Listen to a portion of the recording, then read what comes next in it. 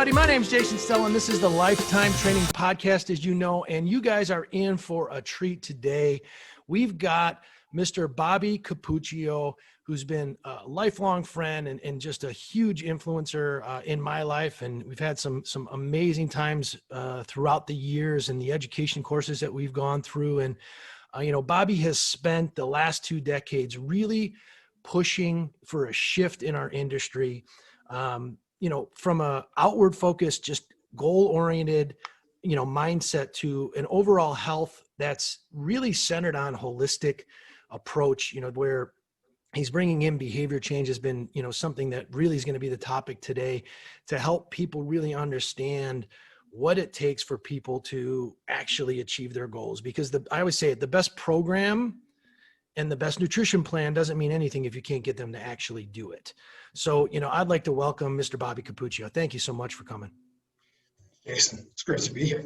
Awesome. Well, I think, your story is amazing, Bobby, and I'd love for you to kind of talk through, the training industry has changed, pretty dramatically over the last 30 years, but you've been kind of steadfast in this behavioral approach through all the different organizations, from NESM, PTA Global, all these, organizations that you used to build content for and educate for. So, I'd love to hear it from you. What have you seen as this evolution over the years to help these trainers out there and even people that are out there just listening to the podcast, really understand what's happening from a behavioral side to help them achieve their health, wellness, fitness, and well-being?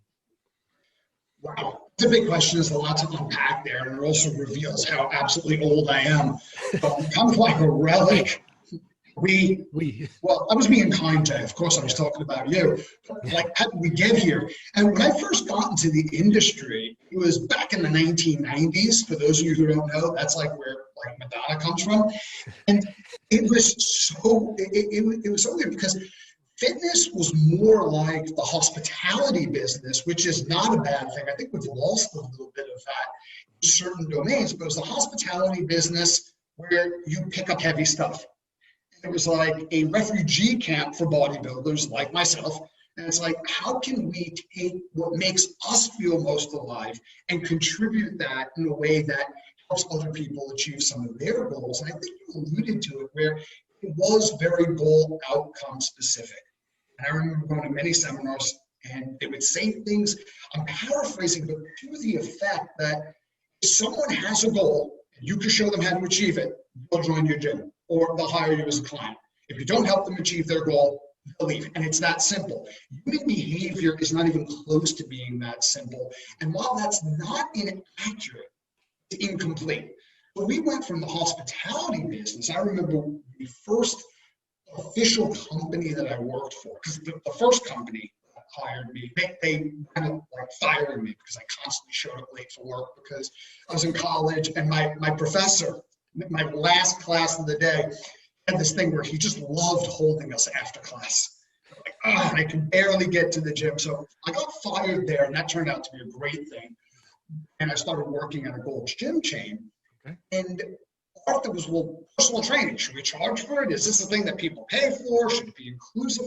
We didn't even understand how to define it. And although we weren't really clear about what we were offering, we had a lot of passion. And we always tried to do the right thing, and it worked out for us haphazardly.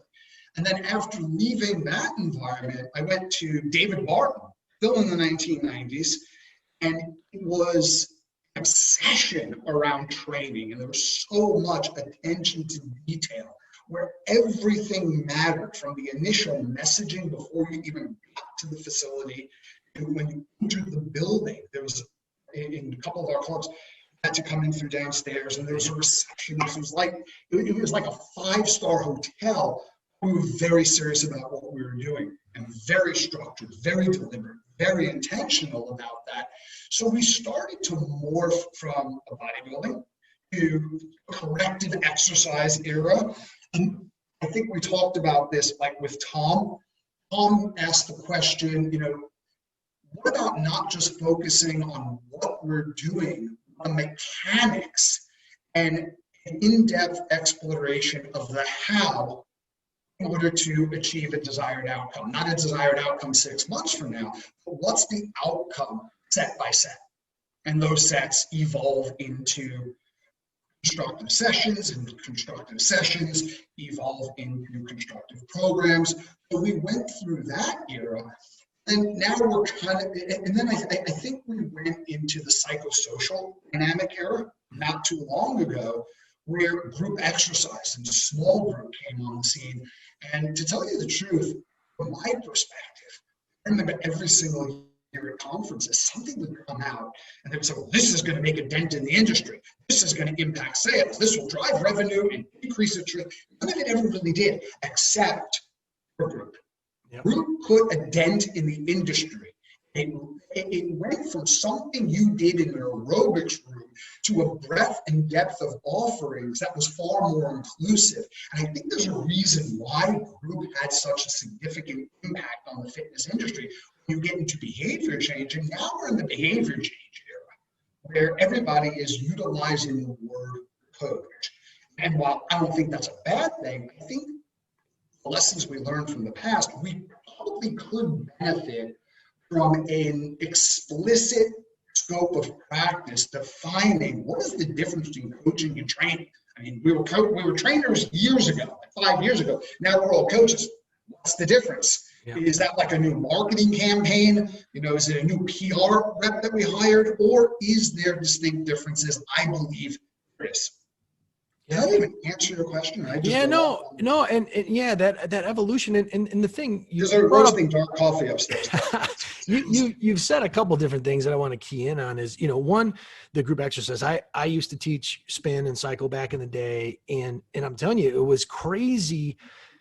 I could tell them anything and they would do it. Like I always said, let's get off the bike and do head spins now. And they would probably do it. And that connection that happened in that group atmosphere, was so powerful. And then that led, it very easily for me to take some of those people and move them into clients of mine.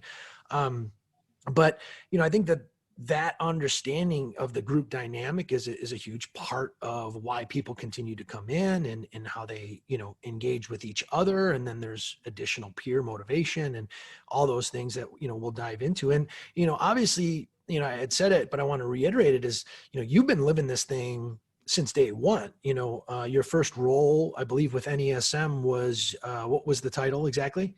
I was the director of professional development. Yeah, professional development. So you were working on developing content then, and then you left and, obviously you created and a co-founder of the PTA Global and that content. And, man, I remember going through the first group of, what did they call them? They were I think they were just our mentorships. Yeah, they were the mentorships. You were part of the apprenticeship. Yeah, and it was the apprenticeship when you broke me down. I literally had me crying in the hallway. I mean, it was.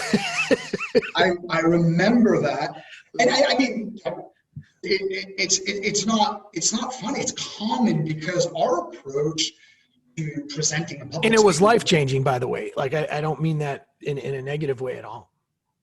Well, you know what it was? It was an immersive combination of the performing arts and coaching. Mm-hmm. Everything that makes you a good coach will make you a more effective presenter.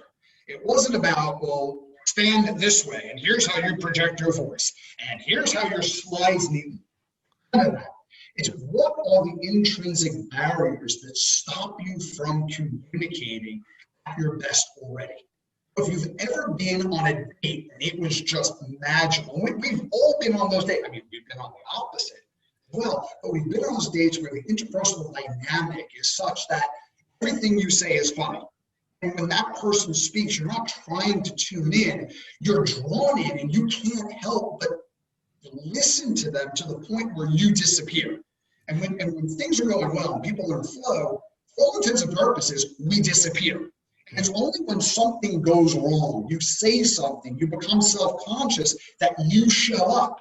You show up in such a profound way, it's usually I shouldn't have said that. I was so stupid. And it's all these internal constraints. And what we tried to do is get you out of your own way and bring out the best version of you when you're communicating in a state of flow. And that's literally what that was about, and listening to the room. Be present until you disappear. Listen until you disappear. Those things that make you a great speaker will make you a great coach, will make you a great trainer, however you define it. Yeah.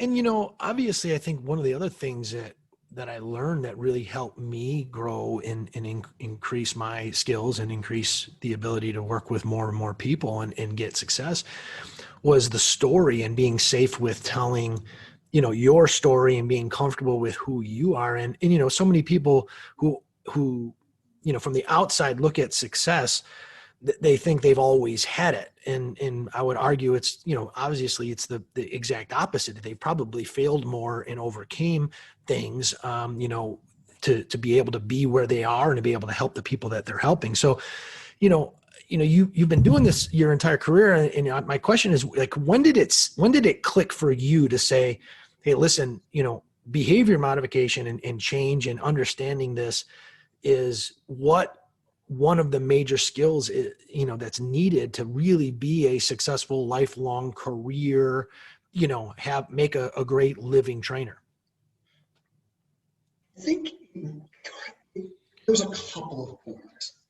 I think the point at which it truly resonated with me is when I came to the end of myself and failed so epically because I was so afraid of failing. It was that fear of failure that brought me to a massive failure where I just surrendered and gave up. And that's when real conversations started to emerge. Let me tell you what I mean. So last time I was evaluated by a neuroscientist was a couple of years ago. I'm just not going to mention his name. It's not relevant. But I've had anywhere from, in his estimation, upwards of a dozen major concussions. And this is all, like, most of them being in childhood and adolescence. Not a great time. I mean, not like there's a perfect time to go out and get a concussion. It's like, what do you do this? I'm going to go out and get a concussion. But it's an especially precarious time to do that. I was born with developmental disabilities. I have Tourette's. Had a therapist recently, you know, diagnosed me with Asperger's, and I had a lot of challenges. So there was a lot of psychological early onset trauma, which is not really relevant. When I was about 10 years old, I was put on experimental medication, Haldol. Haldol is like an antipsychotic medication right now. It's a last resort. It's pretty toxic. When I was a kid, they didn't know what it was used for. So I reckon if it doesn't kill the kid, you know, it might help. So I started taking that, and that damaged my brain. So I was dealing with a lot of learning disabilities. I was pretty insecure about that. And I met a guy by accident, the owner of my gym. Well, what happened was, I thought when I got to the gym, I was like, I'll never be as smart as any of these other trainers. So what I'll do is I'll just work twice as hard as everyone else, and that's how I'm going to level the playing field. So I took it upon myself to do things like make sure all the equipment was clean and lubricated. But that didn't work out very well, because one day, you know, I'm spraying down the equipment WD-40. I didn't realize that as I'm spraying it through the guide rods, the guy on the next machine over, I'm spraying him in the face with WD-40. So I sprayed down a member with WD-40, which he seemed properly lubricated after. And he didn't appreciate the humor in that, so he went upstairs and complained to the owner. He's like, "There's a trainer. He's spraying people in the face with WD-40." I'm just like, I gotta go see this kid.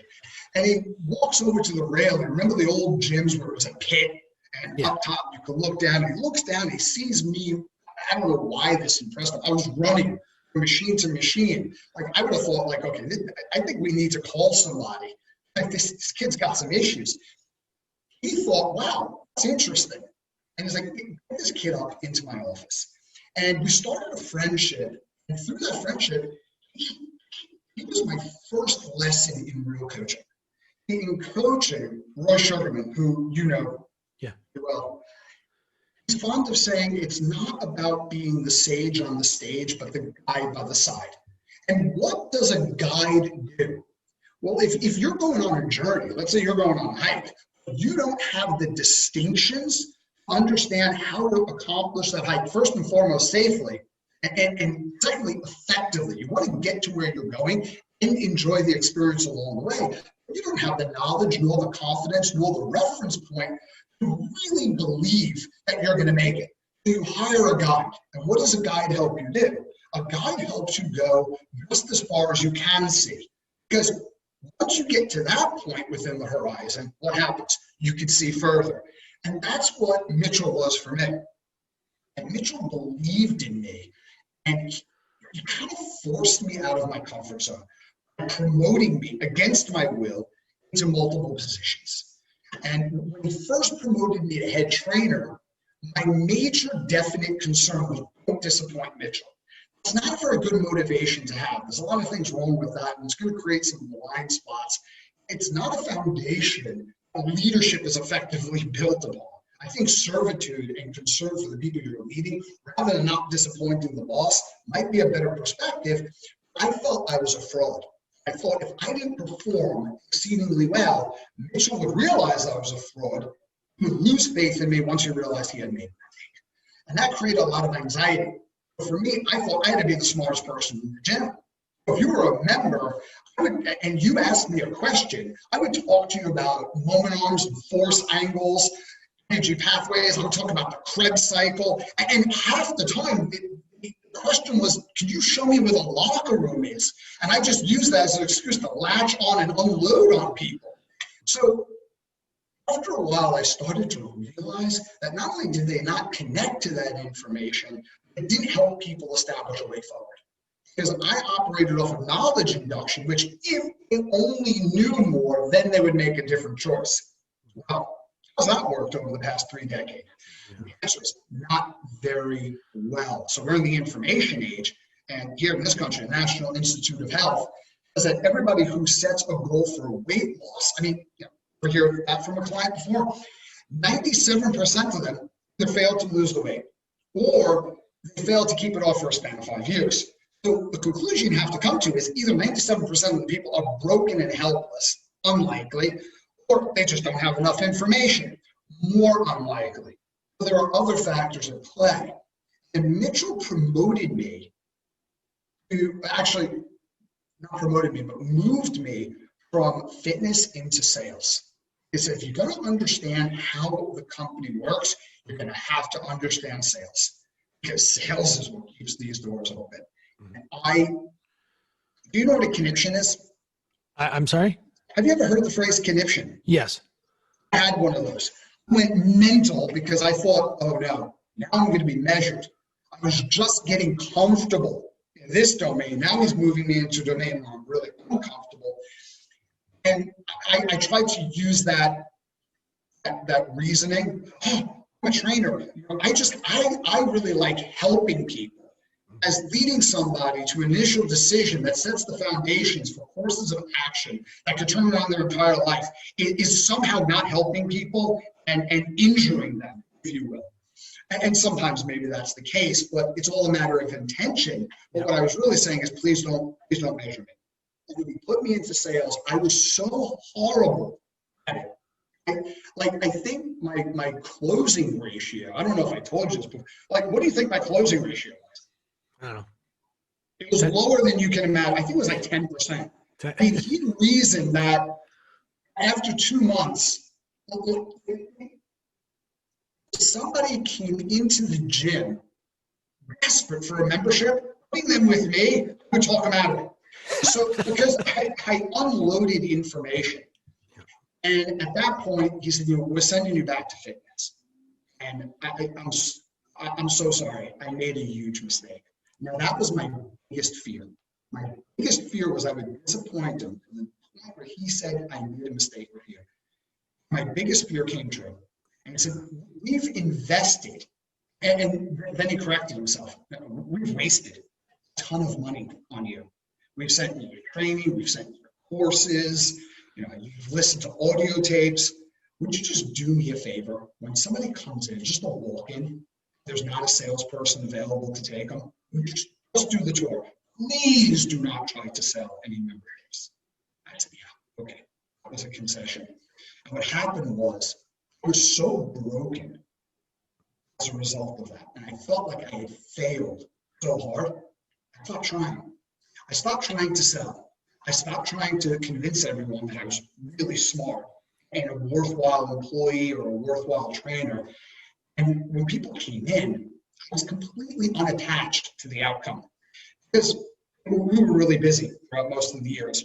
Facilities are, except for in recent months, pardon me.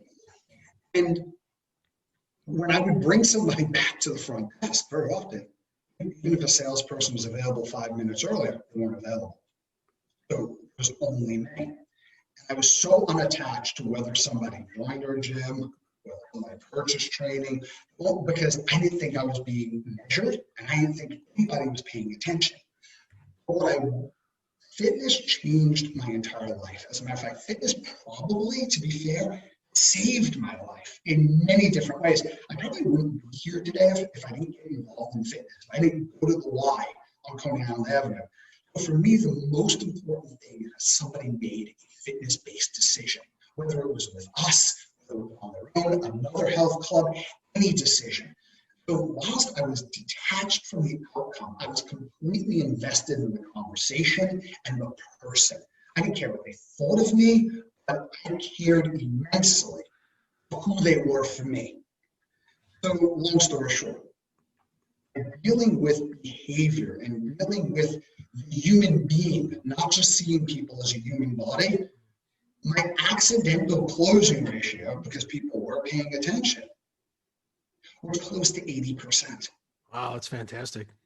I went from being tragic, being very good, and leading people to a decision that factors in what it is that they said they truly want.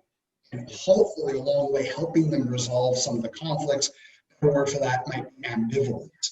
And that was the first time it really hit me, that behavior change in coaching, although I didn't frame it like that back then, is the key to or the lock on someone's success on their own personal fitness and probably greater wellness journey more appropriately. That's awesome, man. Thanks for sharing that story. And there's so many gems in there, to help people, help trainers become more successful, especially during this time. You brought up a couple things in there that I want to hit on. And, you had mentioned about, how you were dealing with people and how you saw people and even yourself.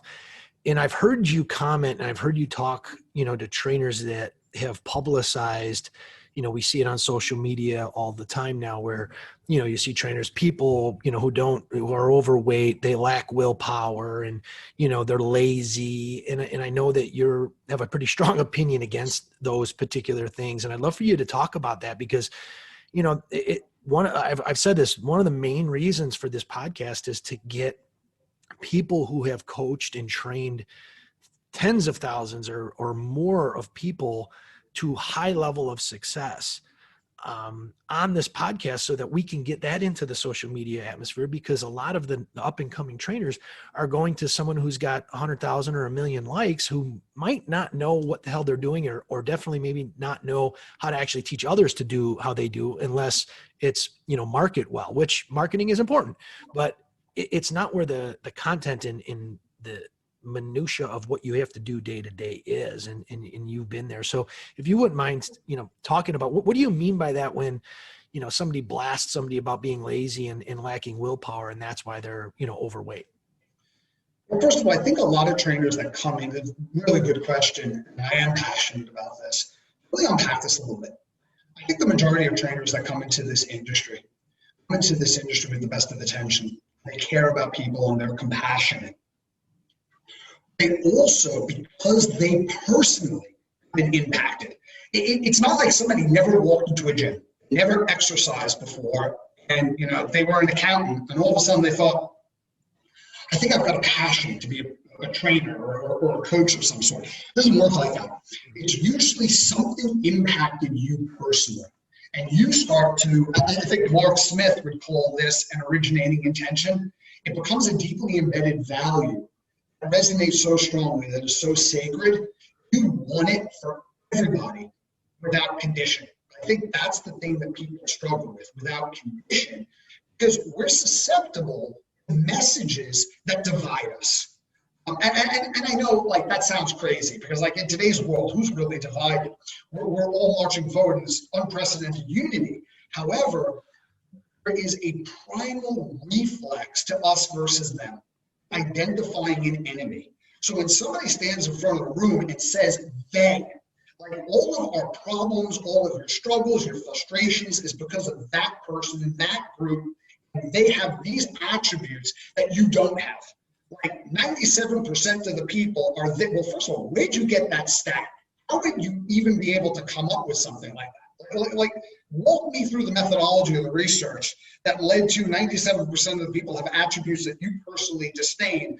If you're in this room right now, just being here, just listening to me, sharing my values, my beliefs, and my right thinking, you're part of the 3%. That instantly creates what Dave Logan calls a level 4 tribe. We're great, but you suck. And people galvanize, because think about that. Think about your basic human needs. If you want to take a look at it from Maslow's perspective, instantly you have security. You have security because you know you're right, somebody else is wrong. You have love and belonging. You're part of the group.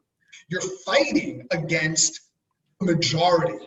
It's seemingly insurmountable, but infinitely achievable objectives. So now you have significance. That's pretty inspiring.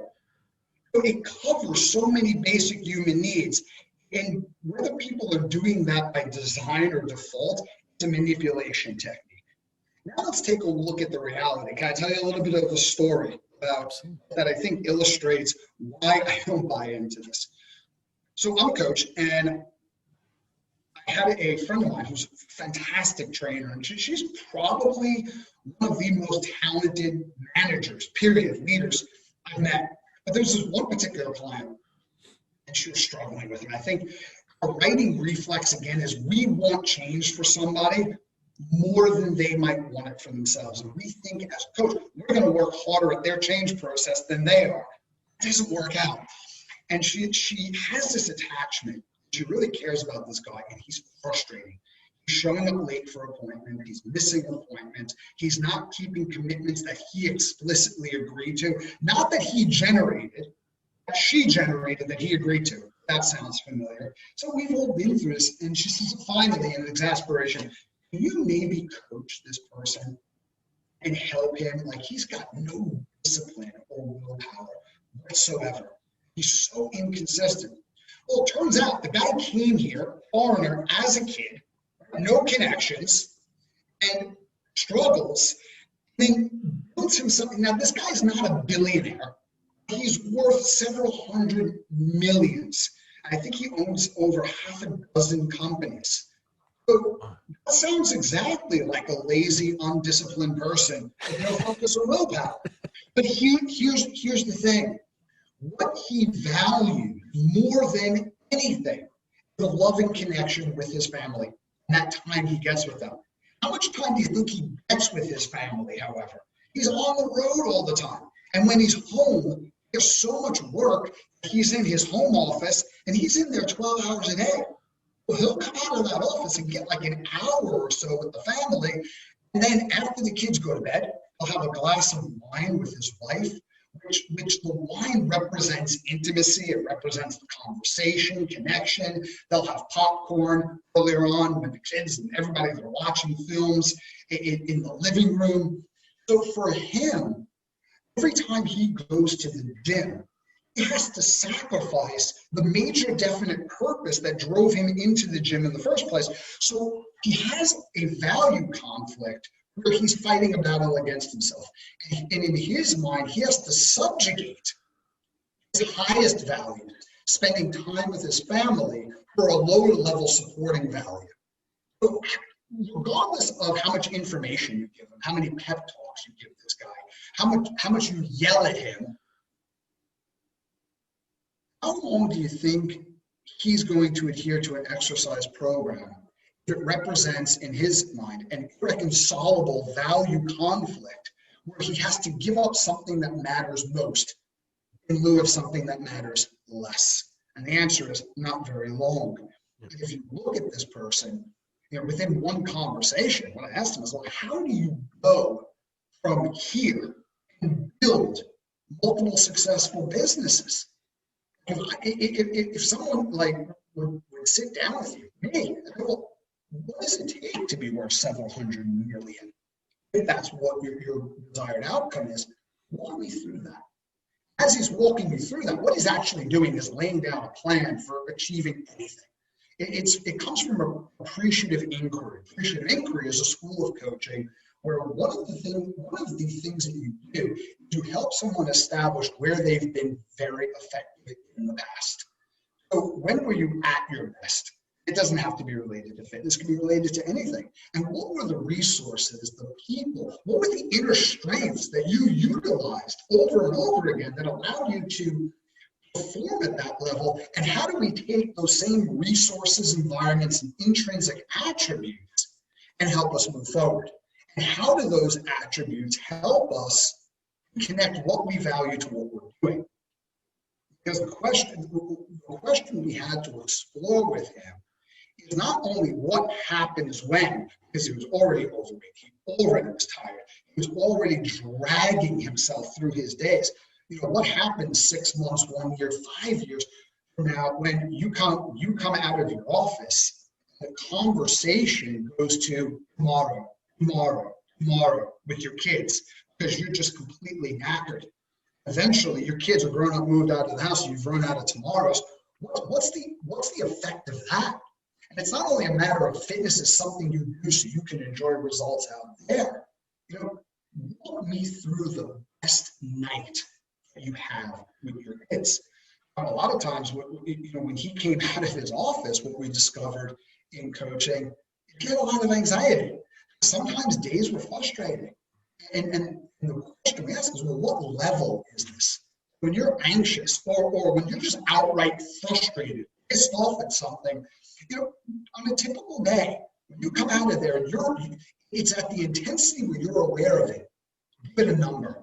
N is, okay, I'm going to go to jail tonight if I don't do something. 1 is, this is completely manageable, not a big deal. Well, if you're at a 6, once you sit down with your kids and you bring them at level 6, anxiety, frustration, whatever, worry, what happens in that dynamic? What's the memory you're creating there? What's the emotional imprint? What's the emotional deposit you're making to that relationship? Now, who shows up instead of a level 6, you're only at a level 2? How does that affect the dynamic? Let's talk about, have you ever walked into a workout at a 6 and came out at 2? Well, how does that affect the rest of your day? Now, what happens if it's not a 2? What happens if you walk into that situation, let's say a level 1 elation, euphoria? How does that change the dynamic? And what's the impact of those days as they compound into weeks, months, years? You're looking back 20 years from now at the relationship that you created, one family time, one family evening, over and over and over, culminated over years. It's like, wow, okay, that's different. Now, what I'm doing in the gym, it isn't something that interferes or interrupts. It's something that facilitates. Yeah. Today, I'm better with my kids. That's powerful. But before you say to yourself, like, this person's lazy, questions. How do you know that because they're not living your highest values, that's not coaching? Second, somebody has to embrace you as the expert of their own life. You're instructing, you're counseling, you are not coaching. Not empirical evidence the fact that that works. And number 2, what are they really good at? How is it that someone who's so lazy can even afford to retain a trainer on a weekly basis in the first place? Start to take a look at what they're doing well. Don't point out what they're not doing well, because that shuts them down. Yep. And not only jeopardizes safety, it impairs creativity and self-accountability. Okay, well, tell me what to do then, boss. Where if you look at the best of, it opens up possibilities, and it takes pre-established strategies that they already have confidence in that are undeniable, and it allows them to use that as the framework for success in the future. Man, there was so much there and so deep. And you know what kept coming into my mind that intentionally or not, I think you were doing is one of the most powerful books I've read on change is the 3 Laws of Performance. And in that, the first law, basically they say that, a vision of the future is what changes your current situation, and a vivid picture, and said, I'm paraphrasing it.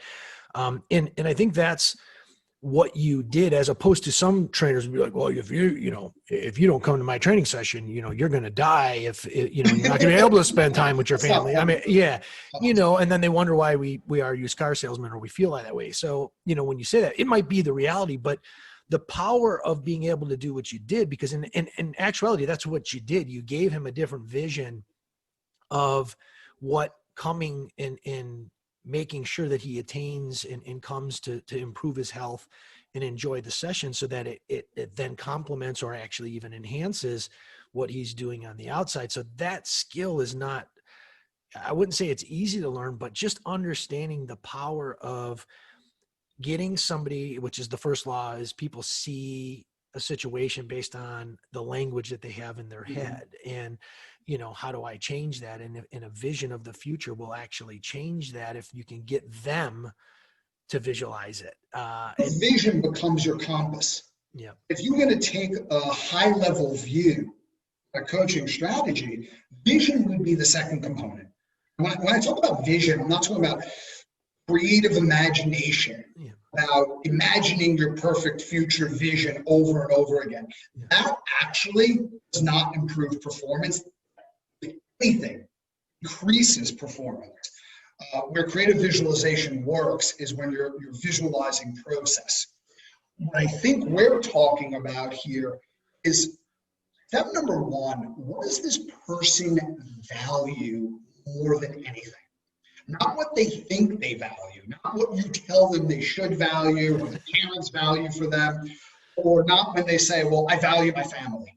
No, you don't. Family is not a value. I'm not saying that people don't love their families, but what is the most magical aspect of having a family? Like a mutual friend of ours, Richard Boyd. I remember when we were both working for an organization, right? We had this talk at the leadership. You probably remember this. It was a leadership retreat. We were all there, and one of the speakers was like, look, we need to have integrity. So everybody raise your hand, and we're going to commit. We're here at 9 a.m. And, if you're going to violate your word, you have to make it right. And it's such a big thing. So everybody was like coming into the room like 8:30 in the morning, because nobody wanted to be that person. Richard rocks up at like 9:05, and it's like everyone's staring at him. And the speaker, it's the same speaker in front of the room. Luck would have it, he's opening the day, and he's like, what was it that occurred that caused you to be late? Stand there. And Richard said, well, my kid, it was the first day he learned how to ride a bike without training wheels. And I knew I was going to be late, but I didn't care. I didn't want to miss that. And it was amazing because the speaker in front of the room, Scott, said, fair enough. Fair enough.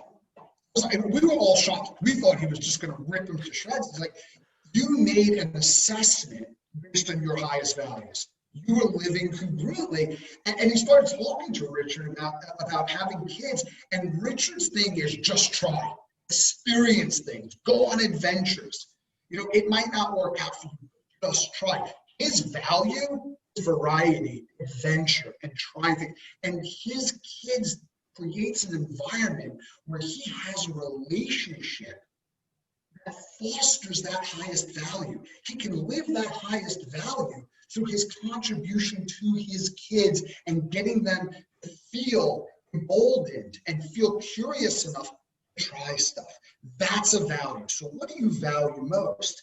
Now, step number two is, how does that show up? So when you're living your values every single day, walk me through your vision.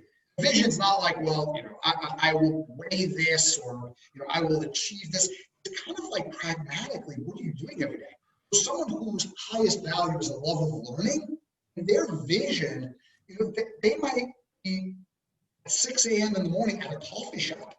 The first hour and a half, and they're reading books, and it's like they're by the ocean or wherever that coffee shop is, and all devices are shut off, and I'm just alone with my information and my thoughts and my notepad and my reflection, and that might be heaven for them. But now you have your values first. What's most meaningful? And how does that show up in the future when you're living that, and how does that feel? And then it's like, well, okay, well, what are the outcomes that you need to produce in order to bridge that gap? And what are the actions that fulfill those outcomes? So there's outcome goals, like I will lose such and such weight.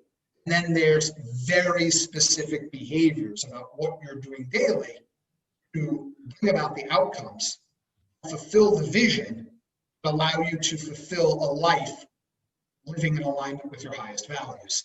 And that's how that ladders up. And the fifth step on the end of that, reflection. What worked? Why did it work? You know, what was different on the days when things went really well versus when they didn't go well at all? And again, go through those intrinsic attributes, go through the environment. What did you learn? And how successful were you? Because it's very, whenever a client runs into something, like you'll take them through 6 exercises in a session, and they'll do really well in 5 out of the 6. In 1, they'll struggle. What are they talking about at the end of the session? Oh, I so screwed up on that exercise. And they ruminate on that, and that's how they judge their performance for the entire session. Then that perpetuates maybe a memory and triggers painful emotions that stops them from coming back. Where meanwhile, they've had over an 80% success. You've gone from not exercising, and within a couple of months, you're having 80% success. Imagine if you did that in your business. If you did that in any other area of your life, they would write books about you, would put you on stage, like, you know, you'd have like thousands and thousands of followers, because you frame things based on what was painful, because our brains are wired to pay attention to what hurts more than what's rewarding, although we're definitely wired for reward, because our survival is based on that. What's novel, what's painful, and what's rewarding. Yeah. That's what people ruminate on. But so the reflection's key. Yeah, but at the same time, you know, we're wired for reward, but then we're also wired for the negative. We have this negativity bias in us. So that is the concept that you just explained is how we then ruminate on that one bad thing as opposed to all the good things. And what hopefully the people that are watching this, you know, whether it's general population or trainers, understand is you have to reward yourself. You have to make sure that you're bringing recognition, or you use the term reflection, to all of those good things, because you need a lot of those good things, because the one bad thing will usually, you'll remember that and you'll feast on that and ruminate on that. And the next thing you know, it just becomes a vicious cycle. And then they tell you that you cost too much money and I can't afford it anymore. And then they're not your client anymore. They don't achieve the results. And, who knows what else happens down the line. So, there's obviously you've spent your lifetime really, in this world of understanding and learning this, but, and I loved it was values, vision, outcomes, actions, reflection were kind of those 5 spot, those 5 levels or 5 steps. What can somebody like today, if they learn from this podcast, like what are the tools or strategies that you can give somebody today to, obviously the first thing that comes to my mind is just, you got to become aware of it as a trainer, and you got to recognize and be able to become aware of what's happening and make sure that you're recognizing the positive. But what tools and strategies, have you used that you could potentially share that are fairly easy that they can take with them and start implementing this right away? I had this conversation with someone yesterday. If you ask me this question next week, I might have a different answer. Because it's fresh in my mind and was relevant to the scenario. Beautiful. There is a difference between doing and being. Doing is creating a program design strategy as congruent with someone's goals, needs, wants, and abilities. Doing is understanding how to conduct a kinetic chain assessment and be able to discern serial distortion patterns that might decrease safety, and compromise the results that someone's looking for. Doing is critical. Then there's this other element of being skills. And this is how you show up. And just to make a point, I've trained salespeople, I've trained trainers, I've increased their sales, not teaching them one closing technique, not changing anything that they're doing, but how they frame who it is that they are being for someone. Here's a couple of presuppositions. If you can get to the point where who you are for people, who they are for you, is operating off the assumption, number one, you can have what you want, you're capable. Number two, my belief is greater than your doubt. And you sit in that. Three, the third presupposition would be unconditional positive regard. You're not broken. And four, you're the expert. You're in charge. If you can hold those things in your mind, it will, with the second you show up sincerely as that person, you will start to alter the dynamic. Now, there are very specific steps, and that depends on the specific scenario. If you read Rolnick and Miller's motivational interviewing, you'll start getting some tools that are counterintuitive, how we're taught to interact with people in the fitness industry. Extremely effective. It was motivational interviewing, but who were the authors? Yeah, Stephen Miller and Stephen Rolnick and William J. Miller are the founders of motivational interviewing. Got it. Well, and one of the things you said, the fifth step that you said is, I believe it was, you're the expert. I think that was the fourth. I'm sorry. Okay. And I had 5 things.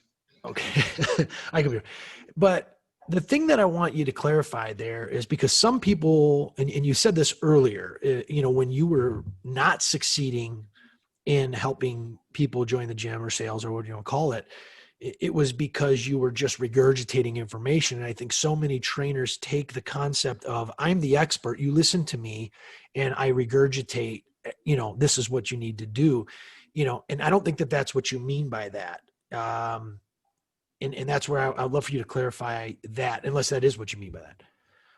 Well, first of all, we have to define, what does expertise actually mean? We've all seen fitness professionals can regurgitate, can retain a lot of information.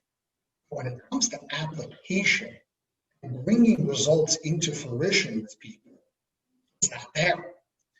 So I think expertise encompasses knowledge, but then transcends it. It transcends it through distinctions. So distinctions are what creates expertise. Like when you hire a guide to go on a journey, okay, if you step on that, you'll collapse. If you step on this, you'll get some firm footing. You're safe. You step on that ground, that's quicksand. You'll die. Those are very important distinctions. I might have all the knowledge of differentiation within a terrain, but not have the distinctions to recognize and alter my behaviors in reaction to them. So when you look at someone who doesn't have distinctions, if you look at someone performing a squat. What do you mean by distinctions? Distinctions are what actually shows up. What is a differentiation from what you expect to see versus what's actually occurring? Got it. That's an example of a distinction. What's unique within that environment that somebody else wouldn't be able to discern? For example, squat. If you had an average person walk into a gym and there was a person over in the squat rack and you said, well, what do you see? Well, I see them going down to the ground and I see them go. Where if you took Gray Cook or Gary Gregg or any of the smartest Grays in the industry, and you brought them into the gym, you said, well, what do you see there? going to give you an 8-hour answer to that question. Those are distinctions, because they're not only going to tell you what they see in extreme detail, they're going to be able to tell you what modifications to make based on the desired outcome. Yeah, I see that as, and it's like, exactly. It's the wisdom and it's the knowledge, and it takes time, that's one of the things too. I think that some trainers especially struggle with early on is that they, there's this combination of, I love what I'm doing, or I'm just starting what I'm doing. I need to make enough money to support myself. And those things conflict, and they put an expectation on themselves that they need to make, 100,000 or 60,000 or whatever the number is to make their living at such a high priority. Then it puts the pressure on themselves, and they don't understand this thing takes time. This isn't, that people are saying, oh, this is, low barrier of entry to get into this industry, come into it. And, you've seen certain certification organizations really market to people who have lost their jobs to come into this industry. And that's fine, but know that it's still going to take time. It's not something like, if you look at the most successful people that have been in this industry for a long period of time, they've spent countless hours in countless dollars, I would argue, relative to what they can spend to learn and spend the time to educate themselves and move forward. So take you back on that point for a second, because you said something, I don't know if you realized that you said, but I think it's significant, where you talked about the anxiety around making a living and the anxiety around personal and career concerns and outcomes. Have you ever had this experience where you're so nervous about a test and you sit down and this question, it's the exact question that you thought you were going to have a problem with, and you studied that exact answer. You were so prepared for that question, and now you're sitting down to take the test, and you've gone blank.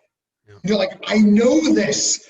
I wrote this down. I drilled this. I role-played this with my partner yesterday.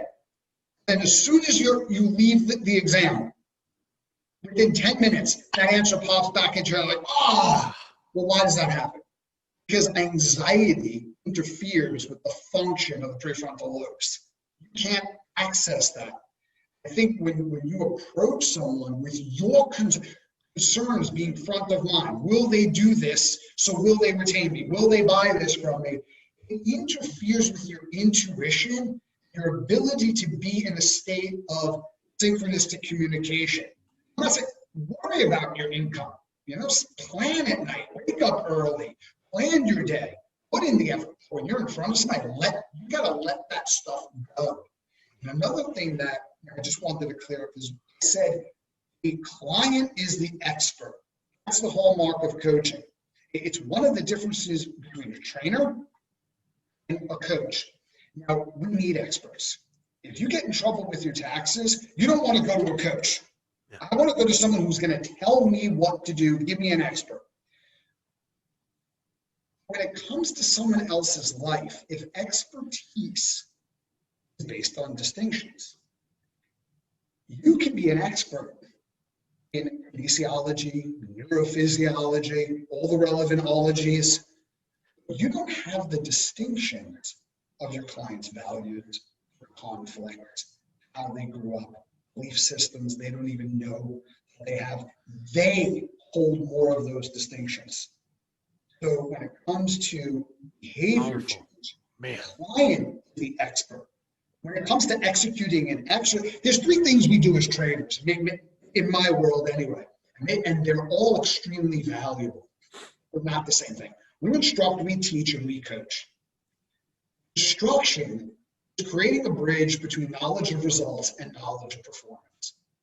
I have knowledge in my head of what appropriate lunge looks like for you based on goals, needs, wants, and abilities.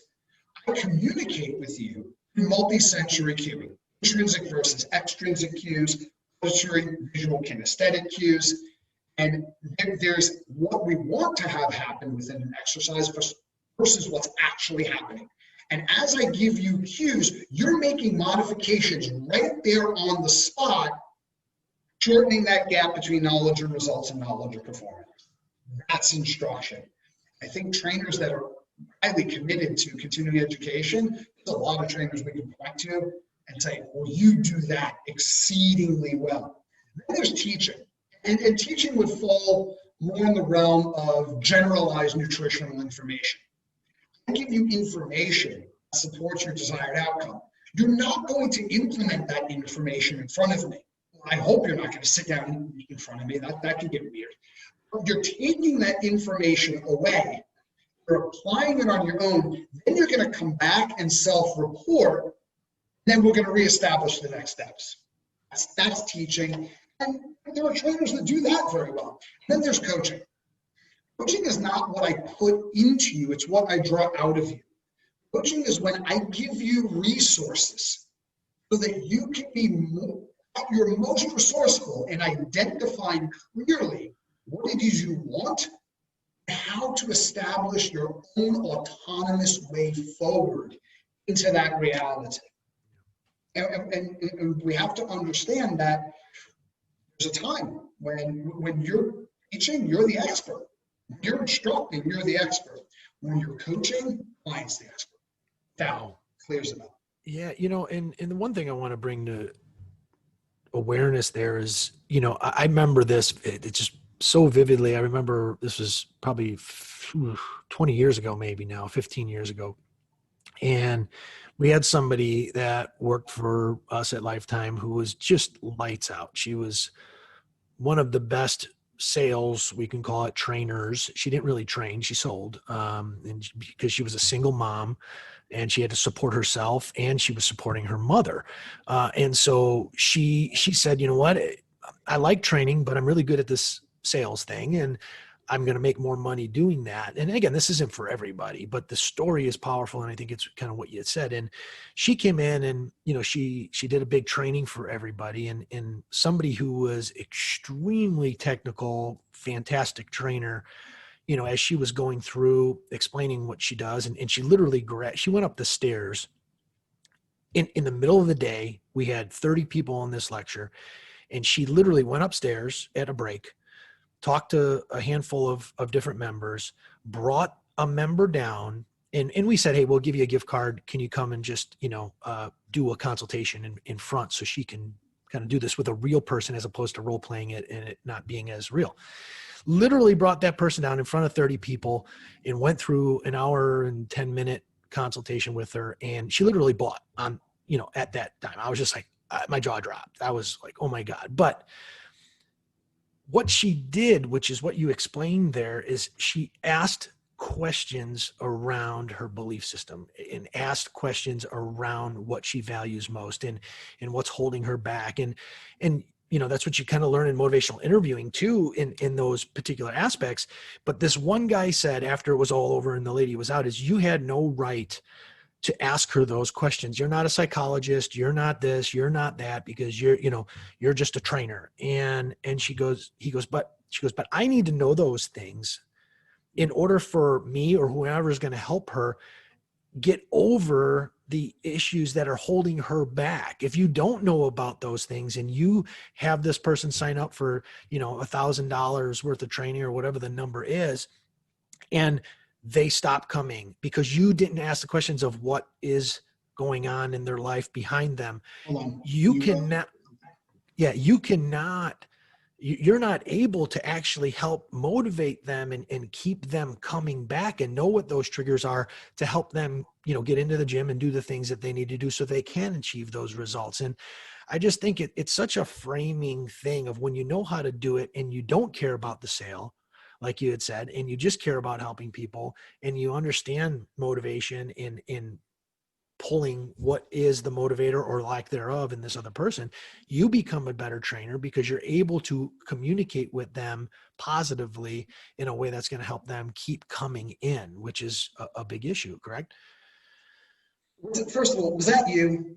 You're the No, one who found you? Because like you did that to me like 20 years ago in one of my sessions. I remember that. no, I just blatantly, I was the I'm jerk. joking. I was the jerk trainer who just came out of a big, huge certification, and you were with NESM, and I just felt like I wanted to railroad you in front of everybody because you were wrong. I was just that jerk trainer. And it's so funny for those out there. I know this is a little tangent, but it's a funny story. And, you know, we didn't meet for almost like 5 years after that, 6 years. And then it was I think it was IDEA or Ursa, one of them. Versa. And I go, Bobby, and I bought you a drink.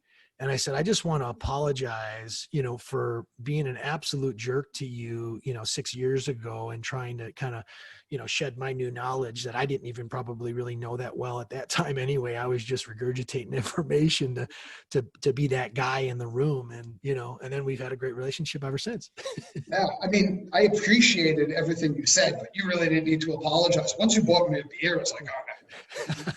Forgiven. We're good. So no, it wasn't me. It was a girl in Illinois named Revi, and she was phenomenal. And there's a strong concern around scope of practice, which I don't think that's what that statement was rooted in, but that's a whole different story. Yeah. Scope of practice deals with pathology. It deals with what's wrong with people. Obviously, we're not going to diagnose. We're not going to dive into root causes that adversely affect mental health, or I hope we would never do that. Think about that. You don't have the right to ask people what they want, what truly matters. You can load people. You can apply forces to their body. Sure, fine. To ask them what they really want and how you can serve them and help them in cooperatively getting that. How dare you? I think that comes back to what I said earlier, and I'm not going to be very popular with the hustle and grind crowd that you get sales through sheer force of will. When you look at the stats, most salespeople bring about the result they want the least, being absolutely attached to it, and it's a matter of being unattached to the outcome. I mean, because you have all the time to study, prepare, to engage in conversations that give you that experience. Don't bring that into the session. You detach from the outcome. You do more to facilitate what you want to create a barrier. Because it's like when you bring that anxiety in, it's just weird. And you're not connected. You're in the future. Our client's talking about stuff that is deeply personal in the present. You've time traveled. You're not even in sharing space and time with that person. Well, space, yes. You're in a different place and time with that individual. When you show up and you are so invested in that person's best interest, not attached to the outcome, you simply want to facilitate a decision, any decision, and it's okay because you respect their autonomy. For a coaching-based mindset, guarantee you will not screw up the sale. Yeah. You will get, it's kind of like dating. Like if we approach dating the way we approach selling in our industry, 80% of us would have restraining orders. The more you want it and you're desperate for it, the less yes is going to show up. Yeah. Well, Bobby, this was awesome. And, your perspective and your passion and, something I didn't say, probably one of the best speakers in that I've ever heard, on stage and or in person here. So you've been a mentor of mine and, you've done an amazing job. And, anybody who can get a hold of Bobby and hear him speak and talk and do more is great. But I really appreciate your time. Anything else that you'd love to kind of end with or share with the group? Not to make this weird or anything, but that means a lot because you've been such an important part of my life, professionally and personally for a really long period of time. Thank you. Thanks, man. I appreciate it. Well, again, everybody, I hope you enjoyed this and, there's probably going to be more to come in the future. So thank you so much, Bobby, and have an awesome day, man. You too, Jay.